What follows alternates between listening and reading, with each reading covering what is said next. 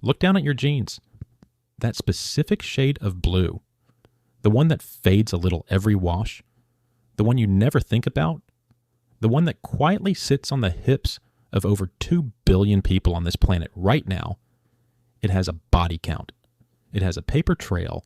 It has a rebellion. You probably paid $20, $40, maybe $100 for it. 200 years ago, a pigment cake small enough to fit in your palm was worth more than its weight in gold on the docks of London. Empires fought over it. Kings hoarded it. The British East India Company built an entire economic system around it.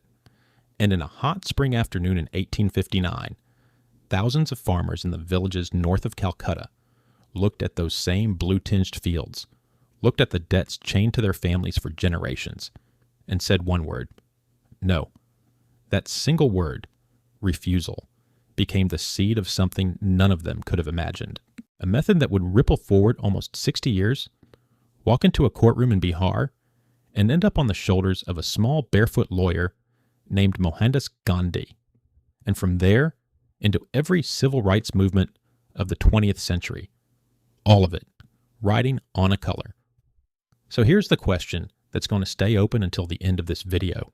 How did a blue dye, something you can now buy in a chemistry catalog for a few dollars a kilo, end up as one of the founding sparks of the largest independence movement in human history?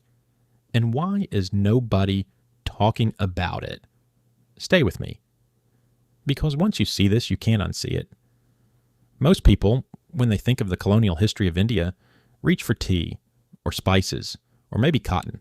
Those are the products that made it into the school textbooks, the museum plaques, the polite documentaries. Indigo tends to get one sentence, if it gets any at all, a footnote, a curiosity. But that footnote is doing an enormous amount of hiding, because indigo wasn't a side product. In the 18th and 19th centuries, it was one of the most valuable commodities on the planet, right alongside sugar and cotton. It had a nickname among traders, like blue gold. Not as a metaphor, as an accurate description of its exchange value. A cake of good Bengal indigo, weighing a few kilos, could buy you a small piece of land back in England. Enough of the stuff filled the holds of ships that entire wars in Europe pivoted on who controlled the trade, and the reason is embarrassingly simple. Before the late 19th century, if you wanted to dye anything blue, a soldier's uniform, a queen's dress, a workman's overalls, the flag of a young republic in North America, you basically had one serious option: indigo, a plant-based pigment that behaved unlike almost any other dye known to humanity. It bonded to fibers in a way that resisted washing, resisted sunlight, resisted time. It aged into something more beautiful, not less. And crucially, in a world where most colors were mud and rust and pale washes, indigo was deep. It was saturated. It was the color of a night sky compressed into cloth. There was just one problem. Extracting it from the plant was one of the most miserable, dangerous, poorly paid jobs on the face of the earth. And whoever controlled the fields controlled everything downstream, which is where our story really starts. Not in a lab, not in a palace, in a swamp. To understand what happened in Bengal in 1859, you have to first understand how indigo gets made. Not the chemistry, the human cost of the chemistry. You take the leaves of a plant called Indigofera, you cut them by hand in enormous quantities, and you throw them into large stone or brick tanks filled with water. Then you wait. In the heat, the leaves ferment. The water turns a strange, sickly yellow-green, and a smell rises out of it that workers described as unbearable, somewhere between rotting vegetation and a slaughterhouse. That smell is the sign the process is working. Once the fermentation reaches the right stage, workers climb into a second tank and beat the liquid with paddles or with their bare hands and feet for hours, agitating it, oxygenating it, until the yellow-green magically turns into a deep, rich blue. That's the pigment coming out of solution. Then you drain, you filter, you press the blue mud into cakes, and you ship it halfway across the world. Sounds almost poetic when you say it fast. It wasn't. British and French observers who visited the indigo factories in Bengal in the 18th and 19th centuries left horrified accounts. The fumes from the fermenting tanks caused respiratory illness. The workers stood waist deep for hours in liquid full of decomposing plant matter, developing sores and infections that never fully healed. The seasonal cycle demanded that indigo be planted on the best, most fertile land, the same land the peasant needed for rice, the food that would keep his family alive through the year. Every acre of indigo was an acre of hunger. Now put yourself for a moment in the shoes of one of those peasants.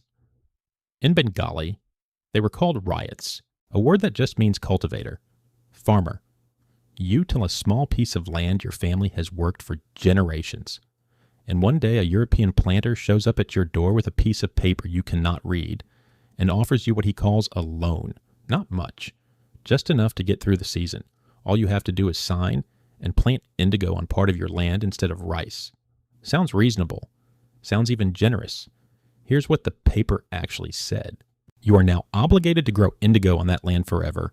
You will sell the product only to this planter at a price he sets, which is roughly 2.5% of the market rate. The debt from that initial loan will roll over, compound, and pass to your children, your grandchildren, your great-grandchildren. And if you refuse to plant next season, private armed enforcers called lathials, the planter's own goons, will show up and burn your house down, or worse. That system had a name in Bengal, Dadan, rough translation, the advance. In practice, it was hereditary debt slavery, hiding behind a signature. And it worked. For almost 100 years, it worked. Bengal became the biggest indigo producer on Earth. British ships left the ports of Calcutta stuffed with blue cakes. London textile mills dipped their cloth. British soldiers wore the color of the Bengal peasants' stolen harvest onto battlefields across the world. And in Manchester, the profits piled up until the riots decided they'd had enough. Here's a name most people outside of India have never heard, and here's why you should. Digambar Biswas, his brother, Bishnu Charan, two villagers from the Nadia district, a few days' journey north of Calcutta. Neither of them was a scholar. Neither of them had gone abroad. What they had was a specific kind of knowledge you can only get from working inside the machine. Both had been employed as clerks, doans, in the local term, inside the indigo factories themselves. They had seen the accounting books. They knew from the inside exactly how the fraud worked, how the planter marked the peasant's payment down and marked the debt up and pocketed the gap. In the spring of 1859, they resigned, went back to their villages, and started walking. From hut to hut, field to field, they carried a very simple message. Do not plant indigo this season, whatever the paper says, whatever the enforcers threaten. Just don't plant it. If they come to burn your house, we will stand together. If they come to arrest you, we will fill the jail. If they beat one of us, all of us will feel it. The word for what they were doing didn't exist yet. In 58 years, a lawyer trained in London would give it a name. In 1859, they were just doing it. And here's where the story cracks open. It worked. It shouldn't have, but it did. By the summer of 1859, tens of thousands of peasants across the Nadia district had refused to sow indigo. The refusal spread to Jasori, to Murshidabad, to Pabna, to Khulna. Village by village, women joined, fighting off the lathials with cooking pots and kitchen knives. Zamindars, the local landlords who had their own grudges against the European planters, quietly supplied resources.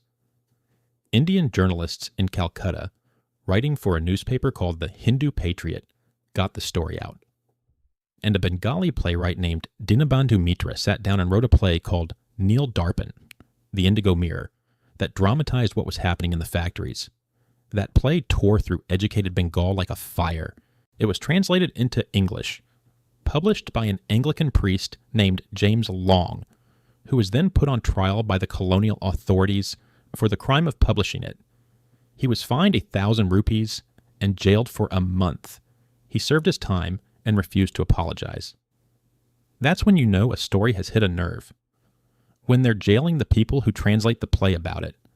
The colonial government, cornered, appointed something called the Indigo Commission in 1860 to investigate. And here's where you'd expect the empire to close ranks, whitewash the whole affair, and go back to business as usual. They didn't. The Commission's report, published in August of 1860, was devastating. It confirmed the coercion, the fraud, the violence, the impossible debts. The government issued a notification later that year saying that no riot could be forced to grow indigo against his will. And within months, the entire indigo industry in Bengal collapsed. Factories closed.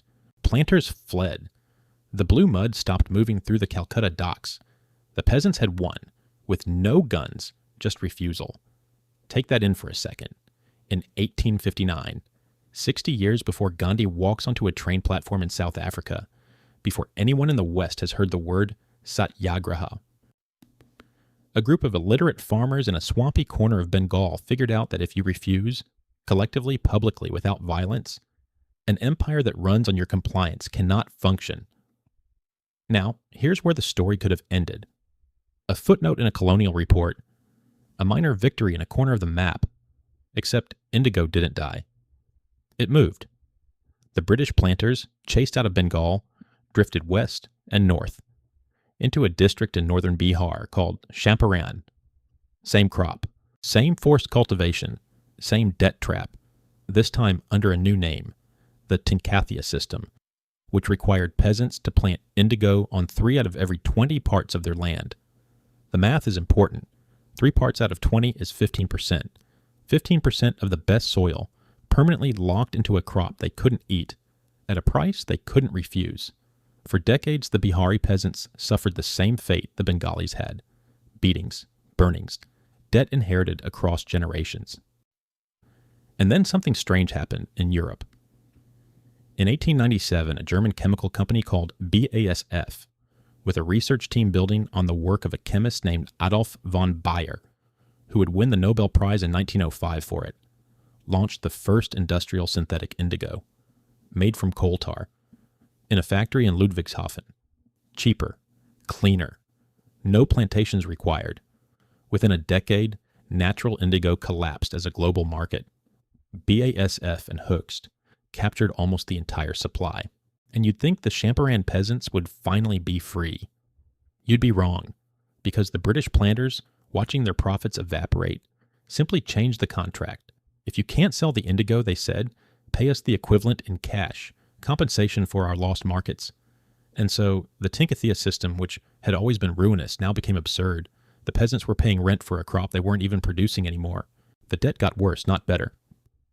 Then, in 1916, a poor cultivator from Champaran named Rajkumar Shukla, a man with essentially nothing, heard that a lawyer had come back to India from South Africa with a strange new approach to political struggle.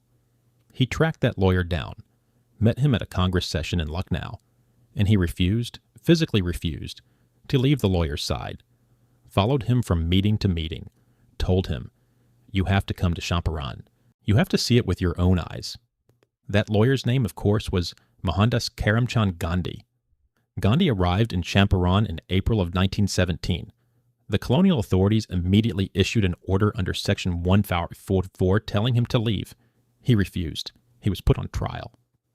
In the courtroom, he did something no one had ever quite done in that specific way before. He didn't defend himself. He didn't argue the law. He simply said, "I am ready to face imprisonment." The case was withdrawn, and Gandhi got what he wanted: permission to interview the peasants. He gathered testimony from over 8,000 farmers. The government appointed an inquiry committee. The committee recommended the abolition of the Tinkathia system, and in March of 1918, the Champaran Agrarian Act put it into law. Forced indigo cultivation, in that form, was over. Champaran was the first mass satyagraha on Indian soil. The first time the method that would eventually shake the entire British Empire, that would inspire Martin Luther King in Montgomery, that would inspire Nelson Mandela behind bars, that would echo through Prague and Manila and Cairo across the entire 20th century, was tested at scale in India, and it was a color that dragged Gandhi there, a blue pigment, already becoming obsolete, still holding enough people in bondage that a barefoot cultivator would follow a stranger around northern India for months to make him come and look. Here's the thing they don't tell you in the standard histories. The Champaran Satyagraha didn't come out of nowhere. It stood on the shoulders of the Nadia refusal 58 years earlier. The same tactic, collective, nonviolent, unbreakable, had already been proven to work against the same industry. Gandhi didn't invent civil disobedience for India. He inherited it from farmers who never got a monument, and they refused because of blue. Now, walk with me to today. Walk into any store in any city on any continent. Look at the racks of denim. 60,000 tons of synthetic indigo are produced every year, almost all of it going into blue jeans.